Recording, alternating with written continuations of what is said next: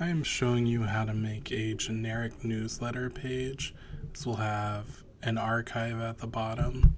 So I went to layout and I clicked import from library. Then I'm going to scroll down and select newsletter 1. This will create 2 sections. I'm going to click that first block and then go to create content block, and this is going to be a basic content. I'm going to type 2024 newsletter in, but I'm not going to show that title. From here, I like to go ahead and type out all of my months in a list format, so that's why I'm using the bulleted list. You don't have to do every month up front. I just like to because it makes life easier when I go back and just link to whatever article. So I am going to go through that real quick. You could obviously do this in a lot of different ways. You could use the templates to make 2 columns. I just do this singular column. You don't have to use the bulleted list. You could just write it out.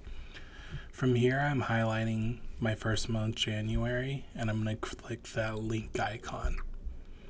I'm going to select Media Library. This will open my document library.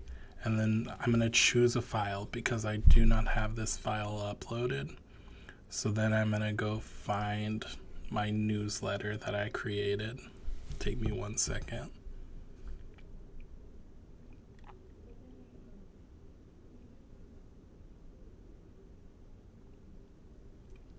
Alright, and that will upload it. So I'm going to put in a quick description here. And I'm just saying it's a sample document. And then I'll hit save. So you can see it's checked there. So I'm going to scroll down and hit insert selected. There you go. If the document's already uploaded to your library, just highlight the text, hit link, media library, and then select the document. So sample doc, insert. There we go.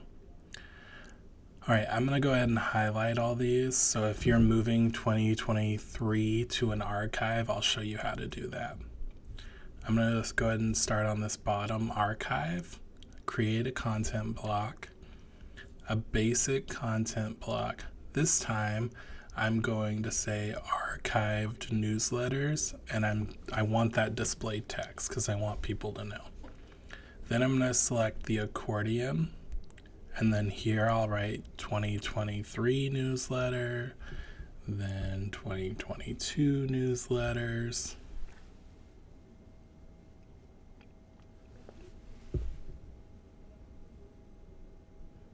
And then if I need to add another, I'm going to right click, and then I'm going to do add accordion after. This will give me another accordion. So there's 2021 newsletters. To add the content, I am just going to paste that in. So you can see that's what it looks like. And that was my Shift Control V, so it pasted without format. If you just Control V, you get this. But if you highlight, use the bullets, and then paste, it'll paste it as a list with your links. The Shift Control V takes out the links. I'm going to save that, and there are my newsletters. This block's optional, but if you have a contact person for newsletters, I like to add this and just do a content card, and I am just going to add more information, but you could say contact info or contact us or whatever fits for you. I'm going to go ahead and put this in both places, leave display text on. I'm going to add an envelope just to spruce it up a bit. And then from here, I'm going to add a name, first name, last name. And then if you hit enter, it gives you a hard enter, which leaves a space. For this, I didn't love that space, so I just deleted. And then shift entered is a soft return, and it just keeps the words close. So first name, last name, email, phone, and then I just looked at my settings real fast, red, medium, that's fine, add block. And there we go. I am going to save this now, and every time I save a page, I like to look at it incognito because I want to see what people outside of ISU see. So I copy that URL, and then I open a new incognito window, and I paste it.